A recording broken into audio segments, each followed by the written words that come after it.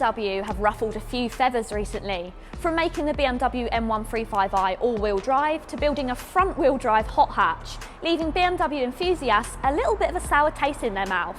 But BMW have baked a big old sorry cake, and that comes in the form of the all-new M4.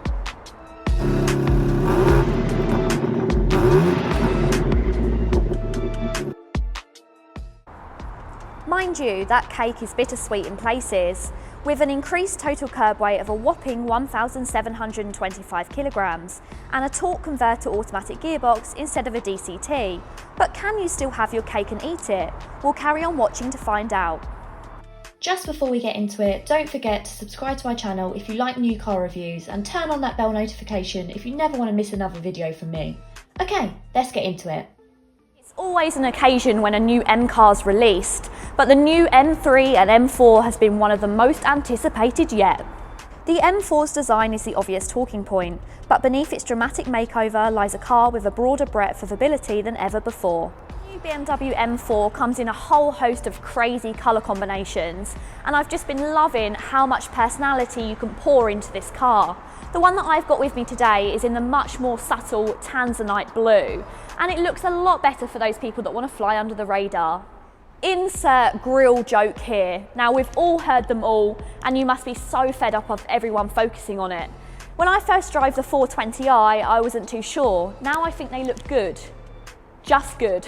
Maybe give me another few months and I might think they look great. But to be honest, on a car like this, where it's quite understated, they blend in quite well and they're not quite as aggressive as they are on those bright coloured cars. Cosmetic tweaks for the M4 include a more aggressive front bumper, wider side skirts, flared wheel arches and a motorsports-inspired rear diffuser. Quad exit exhaust tailpipes still feature, and there's a set of staggered alloy wheels. You've got 19s on the front and 20s on the back. In my personal opinion, these wheels look quite small for the car, and I'm looking forward to seeing some of the aftermarket upgrades. My favourite thing about this car has got to be the whole host of carbon fibre used, from the carbon fibre wing mirrors through to the whole carbon fibre roof, and then finished off on the spoiler.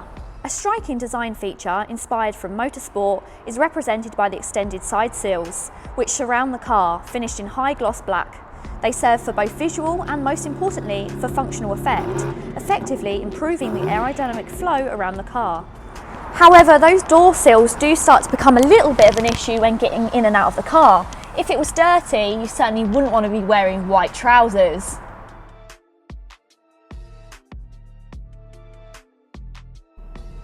The interior of this car is absolutely breathtaking.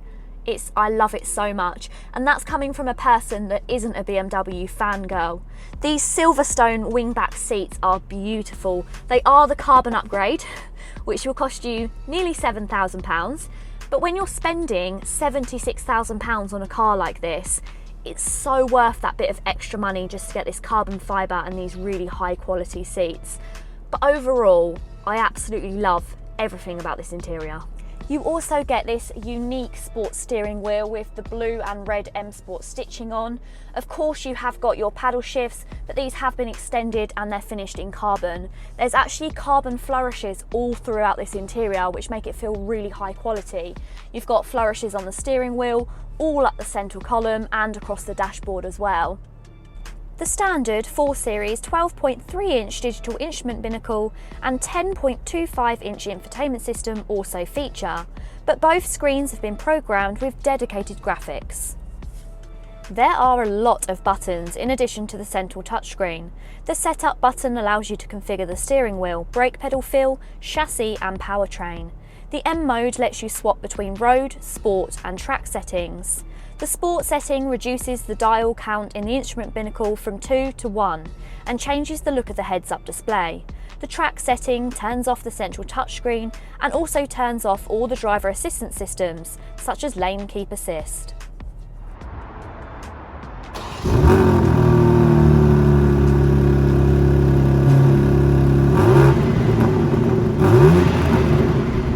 The first thing you notice is the rigidity of the M4 structure. You can feel it from the very first corner. The precision and response as you turn the wheel is tremendous, even with the chassis in comfort setting.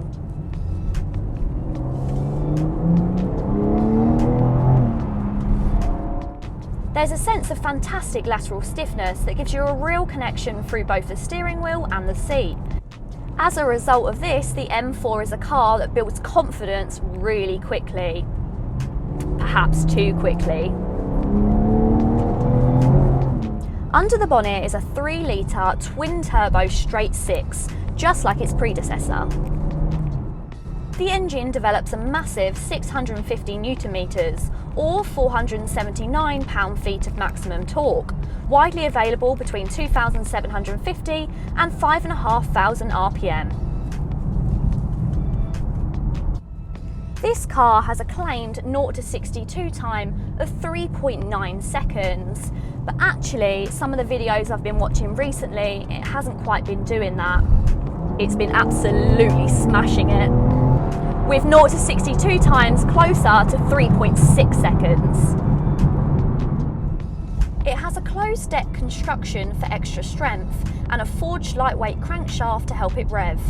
The core of the cylinder head has also been 3D printed, allowing forms that wouldn't be possible for conventional techniques. Valvetronic variable valve timing and double Vanos variable camshaft timing are also present and correct. The turbocharged straight six is incredibly linear in its power delivery. Anyone concerned of the sort of boost-laden delivery of the early S55 engines needn't worry. This S58 pulls incredibly smoothly through the rev range, all the way up to 7,000 RPM. And that means that thankfully it doesn't feel like a lump, even despite that extra weight. Despite its increased curb weight, it's still lighter than the Audi RS5 and considerably lighter than the Mercedes C63S.